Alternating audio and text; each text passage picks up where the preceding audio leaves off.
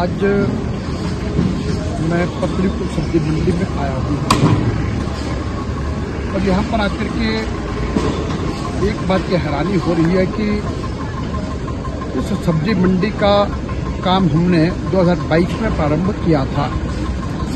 और उसमें लगभग 7 से 8 करोड़ रुपए का प्रावधान करके तत्कालीन मुख्यमंत्री श्री जयराम ठाकुर जी ने इसका फाउंडेशन किया था और टेंडर इत्यादि करके काम को प्रारंभ किया था। और आज लगभग सब्जी मंडी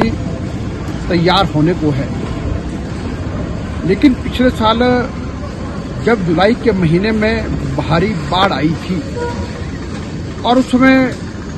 नदी का जलस्तर बढ़ गया था और ये आवश्यकता महसूस हुई थी कि इस जगह को प्रोटेक्ट किया जाए, लेकिन हिमाचल प्रदेश की सुप्पू जी की सरकार ने इसकी प्रोटेक्शन के लिए कोई कदम नहीं उठाया, जिस बात को लेकर के मैं हैरानी जताता हूँ। और यहाँ पर आकर के जब मैंने सब में देखा तो कोई भी काम इसकी सुरक्षा की दृष्टि से नहीं किया है। और मैं अब ये कहूँगा कि जल्द से जल्द अब जो पैसे का प्रावधान हमने सब्जी मंडी बनाने के लिए किया था वो पैसा यदि खर्च हो चुका है तो इस सब्जी मंडी को बचाने के लिए, यहाँ के किसानों बागबानों को सुविधा देने के लिए अब इस सब्जी मंडी की सुरक्षा के लिए एक अच्छी दीवार का लगना आवश्यक है। वो सरकार को जल्द से जल्द लगानी चाहिए। और उसी के साथ ही कि लगभग 12 बीघा जमीन और अतिरिक्त थी और जिसका हमने फॉरेस्ट केस बनाना प्रारंभ किया था और एफसी केस लोड भी हो चुका है,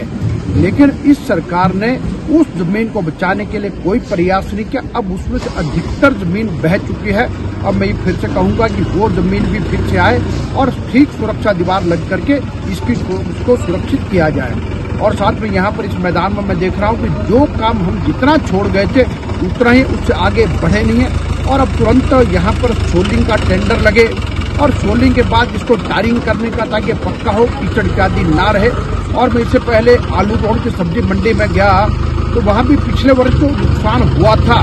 और अभी मैंने देखा कि वहाँ पर भी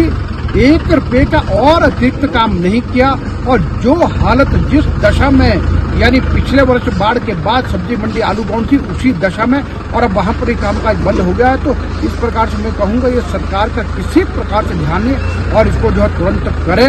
और यहाँ पर सुरक्षा इत्यादि संबंध में जो भी काम करें उसको तुरंत करें।